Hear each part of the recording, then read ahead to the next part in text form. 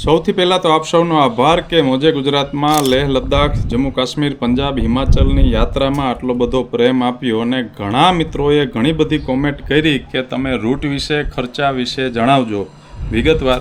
તો આ એક વિડીયોમાં તમને તમામ માહિતી મળી જશે. તો સીધી વાત, નો બકવાસ. સૌથી પહેલાં શરૂઆત કરું છું કે રૂટ કયો, અમારો રૂટ કયો અને બધા માટે બેસ્ટ રૂટ કયો. તો ગુજરાતમાં તમે અમદાવાદથી લઈ અને છેક સૌરાષ્ટ્રના કોઈ બી પ્રદેશમાંથી, આમ તો ગુજરાતમાં કોઈ બી જગ્યાએથી તમારે જમ્મુ કાશ્મીરથી લેહ જવું હોય તો સૌથી મોસ્ટ ઇમ્પોર્ટન્ટ વાત કે અમૃતસરવાળો જે નવો એક્સપ્રેસ હાઈવે બન્યો છે જામનગર અમૃતસર, તે જ લેવાનો. અને અત્યારે એ ભાભર જે રાધનપુરની બાજુમાં આવે ત્યાં સુધી કમ્પ્લીટ બની ગયો છે. એટલે અમારો રૂટ હતો, અમે જેતપુરથી નીકળ્યા, ત્યાં રાજકોટ ગયા, પછી ચોટીલા ગયા, કે ત્યાં માતાજીના દર્શન કર્યા. કારણ કે જાત્રા હતી હખડ ડખડવાળી, મને નહોતું ખબર કે આ બીપીવાળા દર્દીઓને લઈ અને હું 18,000 ફૂટ જેટલી હાઈટે પહોંચીશ કે નહીં. એટલે માતાજીના આશીર્વાદ લઈ ચોટીલાથી સુરેન્દ્રનગર ગયા, ત્યાંથી શંખેશ્વર, રાધનપુર, ભાભર થઈ અને સાંજે અમે એક્સપ્રેસ વે ઉપર ચડી ગયા. અને તમે લેહ જવા નીકળો તો કોઈ બી જગ્યાએથી નીકળો ગુજરાતમાં તો સાંજ સુધીમાં તમે એક્સપ્રેસ વે એટલે કે ભાભર રાધનપુરની બાજુમાં જ્યાં એક્સપ્રેસ વે ઉપર ચડવાનું હોય ત્યાં તમે પહોંચી જાઓ ને, એવી રીતના નીકળો ને તો શું થાય કે સાંજે એક્સપ્રેસ વે ઉપર ગાડી મારી મૂકો એટલે તમે સવારે પંજાબમાં નીકળી જાઓ 10-12 વાગે. મતલબ એનો ફાયદો શું થાય કે ઉનાળાની સિઝનમાં જે એક્સપ્રેસ વે છે એ આખો રાજસ્થાનના રણમાંથી નીકળે એટલે તડકામાં તમારે ગાડી હાંકવી નહીં, ગાડીની તકલીફ પડે ને આપણી તકલીફ પડે. પણ બધા મિત્રો હોય તો એવી રીતના કરી શકાય. ફેમિલી સાથે હોય તો તમે નાઇટ વોક કરતાં પણ આગળ વધી શકો. અમૃતસર એક્સપ્રેસ હાઈવેમાં તમને વચ્ચે બિકાનેર કરણી માતાનું મંદિર જોવા મળશે, ત્યાં દર્શન કરી શકો અને નાઇટ વોક કરી શકો, અથવા સીધા પંજાબમાં નીકળી જાઓ. પણ આ બેસ્ટ રહેશે, સાંજે એન્ટર થાવ, સવારે સીધા અમૃતસર. અમૃતસરની અંદર તમારે જઈ અને 5 વાગે ત્યાં વાઘા અટારી બોર્ડર જે છે એ 5 વાગ્યાથી 7 વાગ્યા સુધી એની પરેડ હોય એ મસ્ત જોવાની.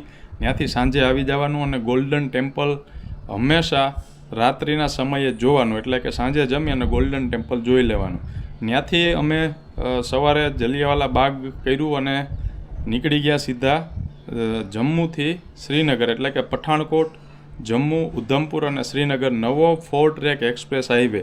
હવે ગૂગલમાં તમને સાંબાથી ઉધમપુરનો એક શોર્ટકટ રોડ બતાવશે ગૂગલ મેપમાં, પણ એમ ચાલવાનું નહીં. તમારે એ અમૃતસરથી જમ્મુ, જમ્મુથી શ્રીનગરનો 4 ટ્રેક હાઈવે છે એ મૂકવાનો નથી.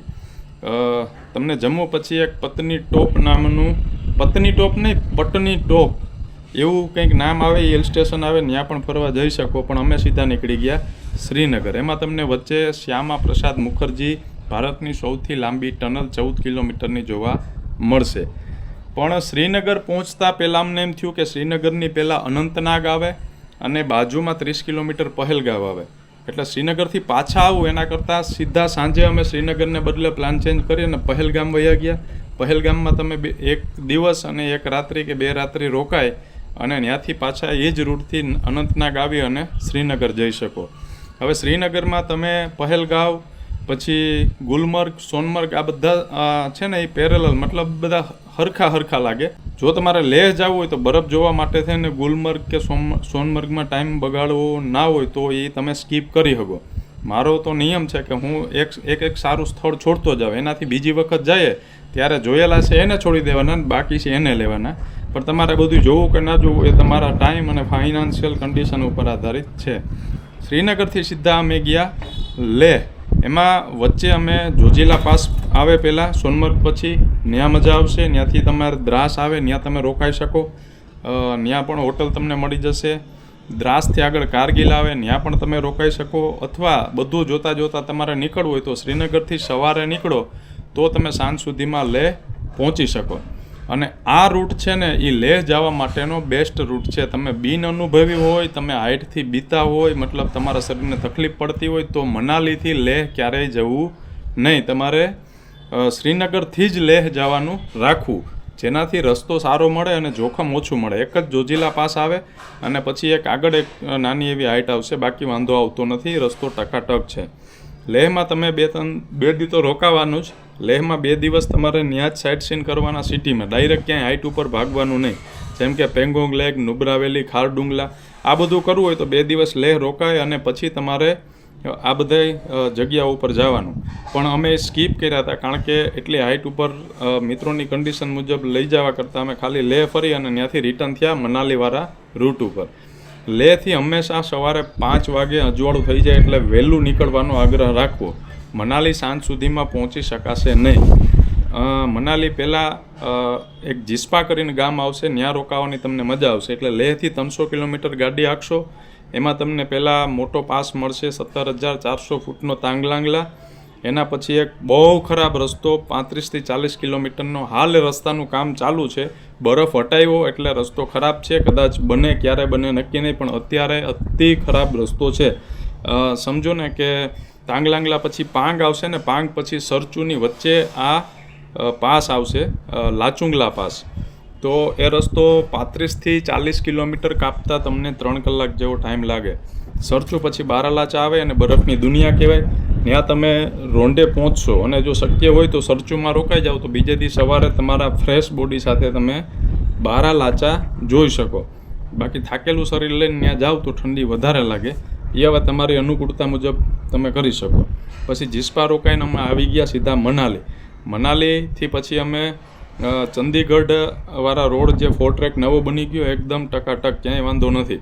એટલે ચંદીગઢ નહોતા ગયા. ચંદીગઢ પહેલાં જ બીજા ગૂગલ મેપના આધારે બટિંડા આવી ગયા. ત્યાં પાછો અમને અમૃતસર એક્સપ્રેસ હાઈવે મળી ગયો અને અમૃતસર હાઈવેથી અમે પાછા આવી ગયા જેતપુર સુધી, જ્યાંથી અમારું ગાડું ચાલુ થયું હતું. ત્યાં જ આવીને ઊભું રહ્યું અને હેમખેમ ઊભું રહ્યું.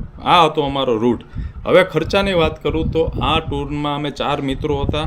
ટોટલ 24,000નું પેટ્રોલ આવ્યું. એટલે એકના ભાગે 6,000 રૂપિયા પેટ્રોલના અને બીજા ટૂંકમાં ટોટલ એક વ્યક્તિને 22,000નો ખર્ચો આવ્યો. એટલે બીજા તમે 16,000 એટલે પેટ્રોલના 6,000 ને 16,000માં બીજું બધું આવી જાય. જમવું, રહેવું અને લુખેશ અમારી જાત્રા હતી. અમે લુખેશ નહોતા એટલે સારી હોટલોમાં જ અમે રોકાણા. પણ આનાથી પણ સસ્તું તમે કરી શકો કારણ કે મારી સાથે હતા એ અમે એટલું ફાસ્ટ ટ્રાવેલિંગ કર્યું કે જમવાનો એટલો બધો ટાઈમ નહોતો. ક્યારેક થાકતા ત્યારે જ જમવાનું બનાવતા.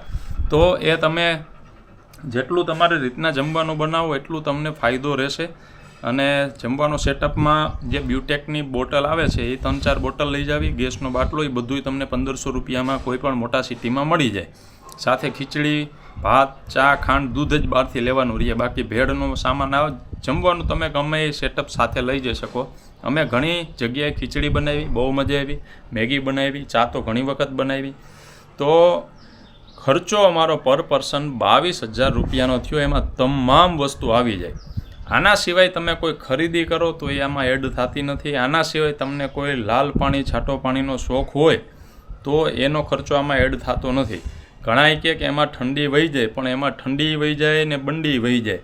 અમારે એક ભાઈ હતા, એના આખા ઘરના જ વહ્યા ગયા અને જમીન તો ઘણાની વહી ગઈ. એટલે એ તમે તમારા કોટા મુજબ માપે મેળે કરી શકો, એમાં મને કોઈ આઈડિયા નથી. તો 22,000નો તમને ખર્ચાની વાત કરી. એના સિવાય ઘણા પ્રશ્નો હતા ગાડી વિશે. તો ગાડી મારી વેગનાર હતી. વેગનાર નહીં, હવે હું તમને એ પણ કહી શકું કે હું અલ્ટો લઈ 15 વર્ષ જૂની સારી કન્ડિશનમાં હોય તો પણ આ રૂટ કરી શકું. કારણ કે આમાં યાત્રામાં મને એટલો જ અનુભવ થયો કે ગાડી ખાલી એક બસ એનું મિકેનિઝમ ઓકે જોઈએ, બાકી ગાડી કરતાં તમારું ડ્રાઇવિંગ મેટર કરે. ડ્રાઇવિંગમાં તમને પહાડનો અનુભવ હોય તો જ તમે લેહથી મનાલી કરજો. ખાલી ખોટા અખતરા કરતા નહીં. સોશિયલ મીડિયામાં કદાચ બધું સરખું બતાવતા નથી, ખાલી જન્નત બતાવે ને જિંદગી ગોટે ચડી જાય. એટલે અનુભવી ડ્રાઈવર જોઈએ. ગાડી લેહની અંદર તમે પૂગો, ત્યાં તમારે એક ફેરે એના શોરૂમે ચેકઅપ કરાવી દેવાનું. બધું ઓકે હોય તો ઓલ્ટો બી ચાલે છે, કોઈ પ્રોબ્લેમ નથી. ગાડી ક્યારેય તમે ઢાળ ઉપર ચડાવી અને ક્યાંય સ્ટોપ કરો તો બંધ નહીં કરી દેવાની, 10 મિનિટ ચાલુ રાખવાની. પછી જ્યાં તમે હાઇટ ઉપર જાઓ, બરફવાળી દુનિયામાં જાઓ તો ત્યાં ગાડીને બંધ જ નહીં કરવાની અને ચાલુ જ રહેવા દેવાની. કારણ કે બરફમાં આમ બી તમે 10 મિનિટ તો માન રહી શકો, પછી ગાડીમાં ઘરી જવું પડે. એટલે જાજો ટાઈમ તમે બારાલાચા જેવી જગ્યામાં કાઢી શકો નહીં. તો એ પણ એક ખાસ ધ્યાન રાખવું કે જ્યારે ઢાળ ઉતરવાનો હોય ને ત્યારે ન્યુટ્રલ નહીં કરવાની, એટલે કે ફ્રી નહીં કરી દેવાની. એન્જિનની તાકાત અને બ્રેક આ બંને સાથે કામ કરવાનું અને ઢાળ ઉતારવાના. નકર જાય ભમાટ તો રોકાય નહીં. રોકો તો પછી ક્યાં જઈને ઊભી રહી એનું નક્કી ના હોય અને ત્યાં ગાડી કાઢવાનો ખર્ચો ગાડીથી વધી જાય. અને એ ખર્ચા કરતાંય આપણે આપણું જોવું પડે. એટલે સેફટી ફર્સ્ટ. એટલે હું બધાને રિકમેન્ડ કરું કે ભાઈ ગાડી ઇમ્પોર્ટન્ટ નથી, હાંકવાવાળો કેવો છે એ અને ગાડીની કન્ડિશન કેવી છે એ ઇમ્પોર્ટન્ટ છે. બાકી ફોર્ચ્યુનરમાં ધુવાડા નીકળી શકે. તો આ હતી આપણે ગાડીની વાત, જે મને અનુભવ હતો એ કીધું. પછી રૂમ કેમ ગોતવા રોકાવા માટે બહુ મસ્ત પ્રશ્ન ઘણાય પૂછ્યો. તો ભાઈ ગૂગલ મેપની અંદર એક સિસ્ટમ આવે, મેપમાં ઉપર છે ને રૂમ્સ નામનો ઓપ્શન આવે. એ તમે તમારા જે રૂટમાં હોય ને એ મેપની અંદર ઉપર રૂમ હોટલ સિલેક્ટ કરો ને એટલે એ હાઈવે કાંઠે જેટલી બી હોટલ હોય ને એના નામ, ફોટા, એનો ભાવ અને ફોન નંબર આપેલા હોય. એટલે અમારે જ્યાં રોકાવાનું હોય ને એની 2 કલાક પહેલાં અમે મેપમાંથી સસ્તી હોટલો ગોતી. 1200, અમુક જગ્યાએ 2,000 રૂપિયા બી થયા છે. પણ 4 મિત્રો હોય તો 500 રૂપિયા ભાગમાં આવે 2,000માં. પણ એવી 2 જગ્યાએ જ રાખી હતી. બાકી એવરેજ 1200-1500માં તમને એ તમારે કોલ કરવાનો અને બુક કરી દેવાનો. પૈસા દેવાનો હોય ને એટલે ફ્રોડનો કંઈ ઇસ્યુ નથી. તમારે એને કહેવાનું કે અમે 2 કલાકમાં પહોંચીએ છીએ એટલે વાર્તા પૂરી. તો હોટલ તમે એ રીતના ગોતી શકો. અને હું જ્યાં રોકાણો તો એ હોટલોના મેં તમને કોન્ટેક્ટ નંબર પણ એમાં આપ્યા છે. પછી બાર્ગેનિંગ એક પોઈન્ટ આવ્યો. કોઈ બી જગ્યાએ ખાસ કરીને કાશ્મીરની અંદર જે ભાવ કે દેવાના નહીં, 50%, 60% ભાવ ઘટાડી નાખવાનો. જે ઓડી તમને 2,000 કહેશે એ તમને 800માં મળશે. જે ઘોડાવાળો 2,500 કહેશે એ 500માં, 700માં મળશે. તો બાર્ગેનિંગ ખાસ કરવું, નકર જુગાડવાળી જાત્રા અને લુખેશ જાત્રા હાલે નહીં, ખર્ચાળ જાત્રા થઈ જાય. લેહમાં શું ધ્યાન રાખવું? તો આમ તો સૌથી વધારે ધ્યાન તો હે ને ભગવાન આમાં રાખે, આપણું રાખ્યું રહીએ નહીં. પણ પાણી પીવું ખૂબ જરૂરી છે, કારણ કે ઉપર હાઇટ ઉપર ઓક્સિજન તમને પાણીના માધ્યમથી વધારે મળે, ત્યાં હવામાં આવતો નથી. સતત પાણી પીતા રહેવું. ભલે ટાંકી ખાલી કરવી પડે દર અડધી કલાકે, પણ એમાં લોભ કરવો નહીં. અને ખાસ ORS વાળું હોય તો વધારે સારું, 2 મિક્સમાં પીતું રહેવું. ORS વાળું પીવું તો સાથે સાદું પાણી પીવું. બાકી બીજા કોઈ અખતરા કરવા નહીં. બાકી એની જે દવાઓ આવે છે, જે તમે અહીંથી જાતા પહેલાં જે એના જાણકાર હોય એની પાસેથી લાગુ પડતી દવાઓ લીધા રાખવી. ઉપરના લેવલે થોડું ચોકલેટને એવું ખાવું, મીઠું મળે શરીરને એટલે ડાઉન ના થાય શુગર લેવલને. બસ આવું બધું નોર્મલ છે. એટલી અઘરી પણ નથી અને એટલી સહેલી પણ નથી. પ્રોપર માર્ગદર્શન સાથે તમે આ લેહની યાત્રા કરી શકો. આના સિવાય હવે કોઈ ખાસ પ્રશ્ન રહેતા નથી. બાકી કંઈ હોય તો કોમેન્ટમાં પૂછી લેજો, તમને ચોક્કસ એનો હું જવાબ આપીશ.